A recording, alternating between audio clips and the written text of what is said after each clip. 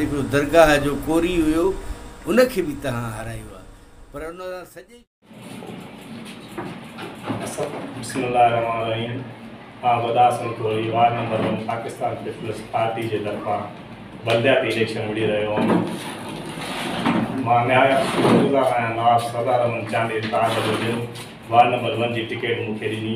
असांजा हेठियां Pakistan peoples party जा हेठियां मेंबर जेके PTI सां मिली भगत करे जंहिं मूंखे वार्ड नंबर 1 ते शिकस्त ॾियाराई ऐं बयानु आयो कंहिं दोस्त जो त मूंखे जेको आहे नवाब साहब हिमायत न कई उन्हनि मूंखे हारायो। इहो बिल्कुलु बि ग़लति आहे, बयानु बेबुनियाद बयानु आहे।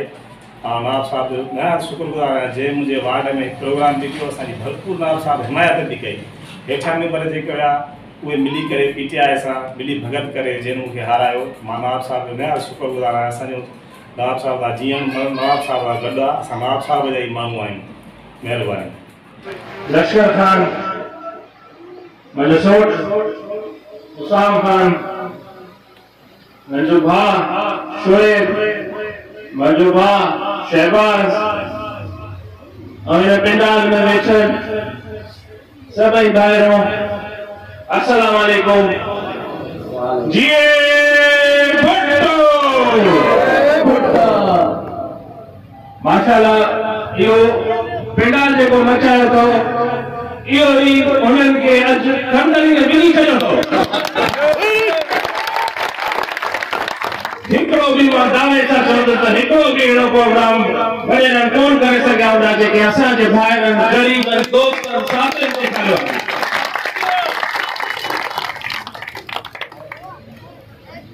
तव्हां मां गदा कौन बीठो आहे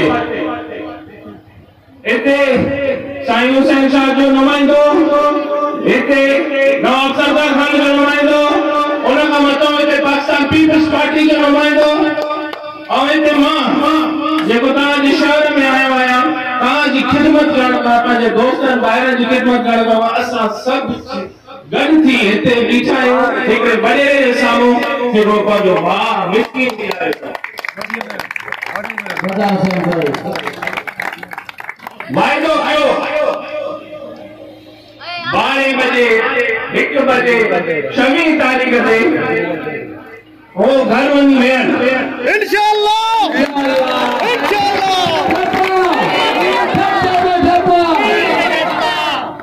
आई वॾी घर वॾो घर कमर जो हुन लाइ इज़त आहे पर इज़त इंसान पाण कमाईंदो आहे हिकिड़ी जाइ ते वेही।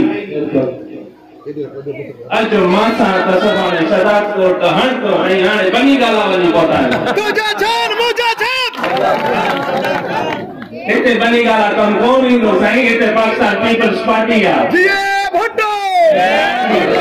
हिते नवाब सरदार खान ॾेखारींदासीं सुभाणे त साईं हिते नवाब सरदार खान पाकिस्तान पीपल्स पार्टी जी जीत थींदी इंशाअल्लाह ताला।